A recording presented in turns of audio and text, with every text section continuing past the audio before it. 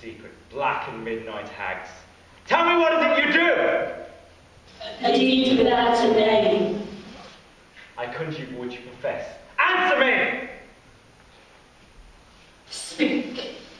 Demand. We'll answer. Say if thou would rather hear it from our mouths or our masters. Show me. Let me see her. Tell me thou with no power. He knows thy thought, hidden speech, but thou say naught. Macbeth. Macbeth.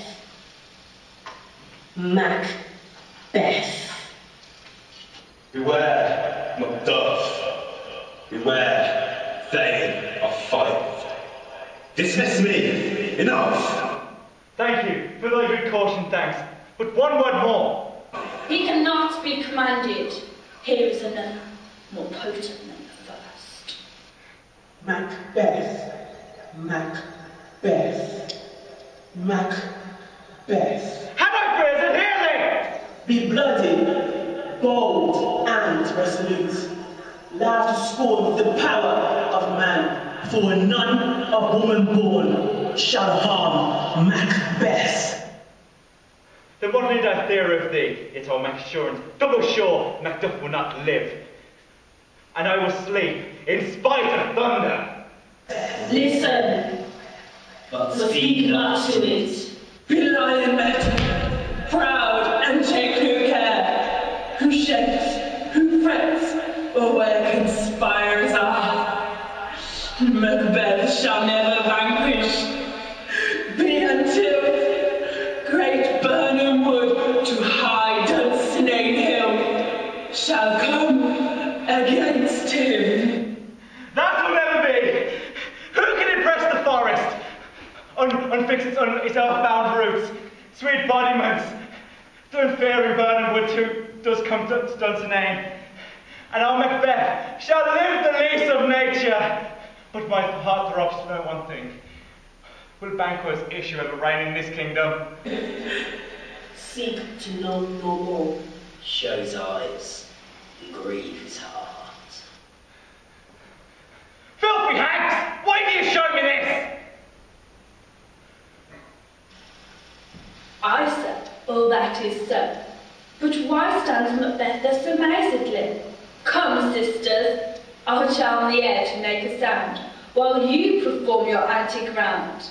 And this great king may kindly say, our duties did his welcome pay. Where are they? Gone?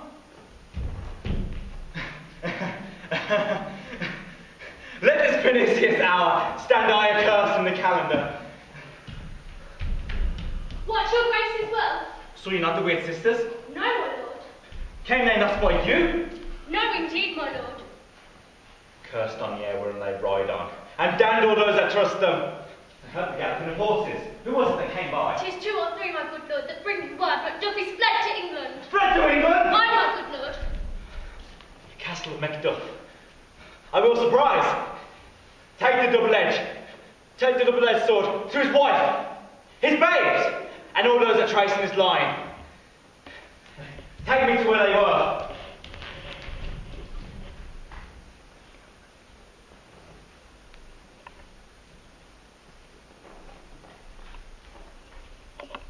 Let us seek out some desolate shade, and there weep our sad bosoms empty. Let us rather hold fast the mortal sword, and like good men, bestride our downfall and burst them. Each new morn, new windows howl, new orphans cry. What I believe are wild, what's no belief, and what I can redress. This tyrant whose soul and blisters our tongues was once thought honest. You have loved him well. I am not treacherous. But I crave your pardon, to that which you are my thoughts cannot transpose. Angels are bright still, but the brightest fell. I've lost my hopes. Perchance, even there where I did find my doubts. Fare thee well, Lord. I will not be the villain that thou thinkest, for the whole space that's in the tyrant's grasp. Be not offended. I speak not as in absolute fear of you. I think our poor country sinks beneath the yoke. It weeps, it bleeds, and each new a day of gashes added to her wounds. I think withal there will be hands lifted in my right, and here from gracious England have I offer of goodly thousands.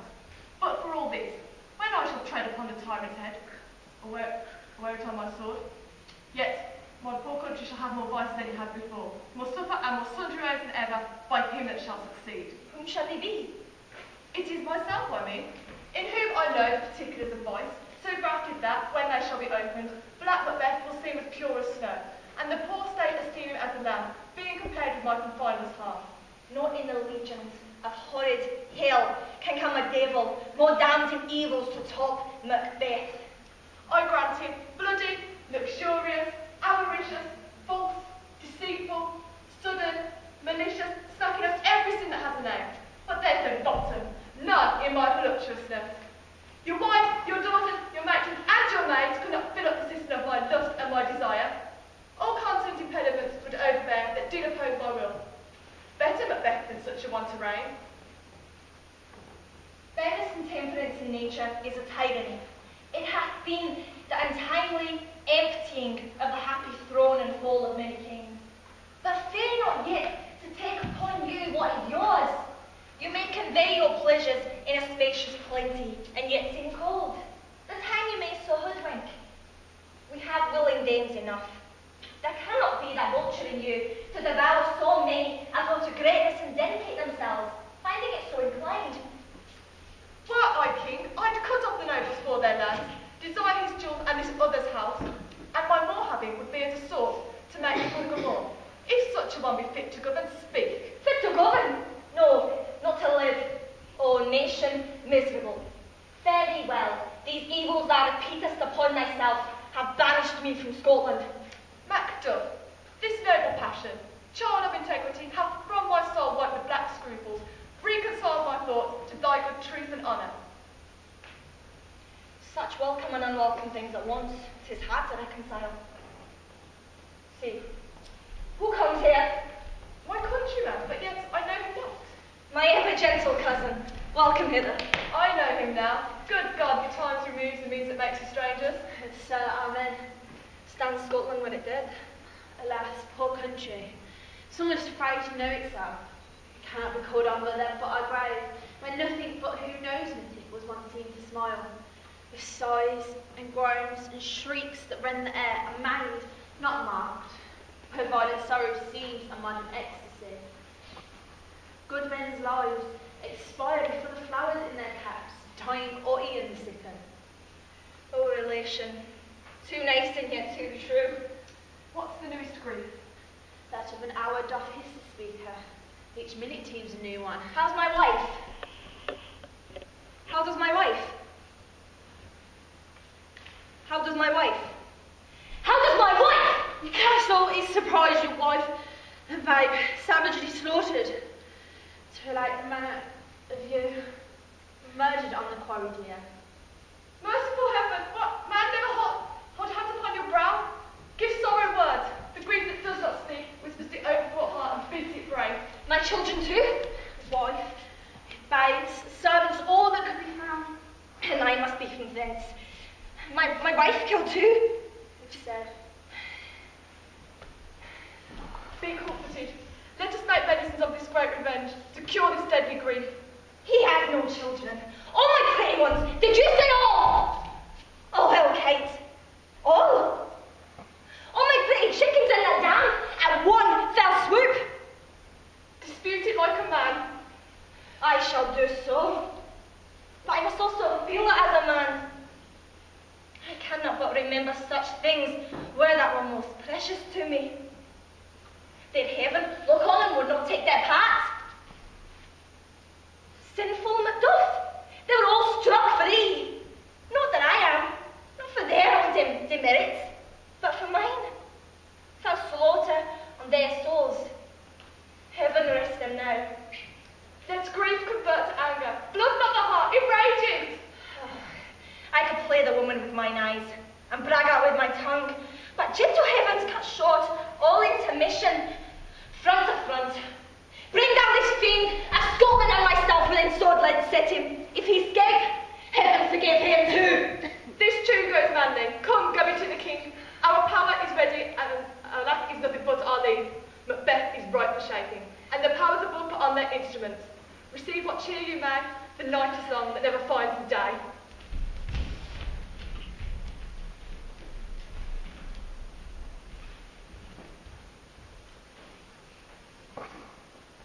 I have two more such reviews, but can perceive no truly from the repeat. One was the last court. Has His Majesty went into the field? I have seen her. Rise from her bed. Throw her nightgown upon. Take forth paper. Fold it. Write upon it. Read it. Afterwards seal it. And then return to bed. All this while we're fast asleep. A great perturbation in nature, to receive at once the benefit of sleep and do the effects of watching. In this slumbering agitation, besides her walking and other active performances, what, at any time, have you heard her say? That I shall not repeat after her. You may to me, and it is most meet you should. Neither to you nor anyone, having no witness to my report.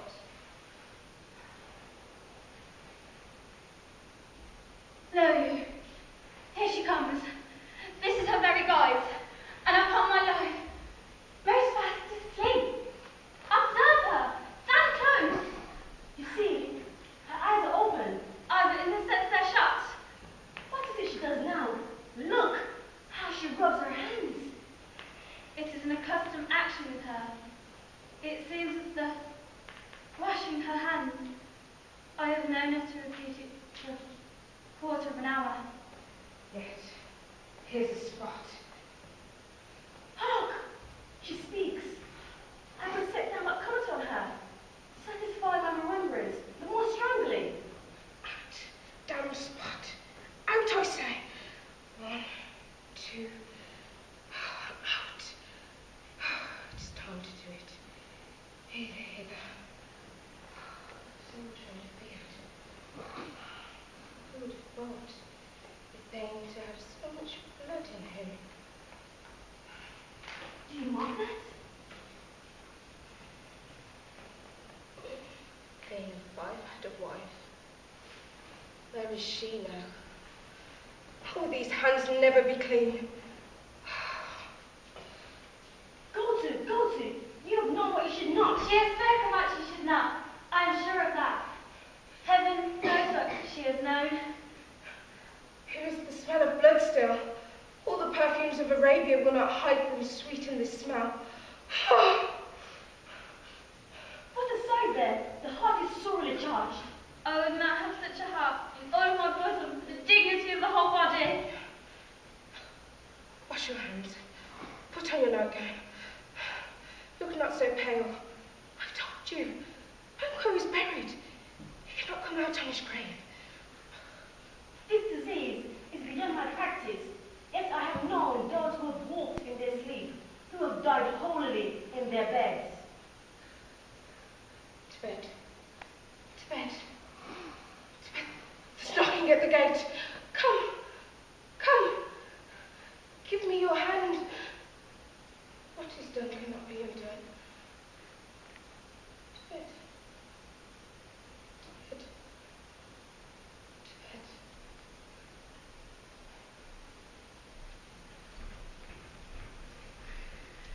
Will she go now to bed? Directly.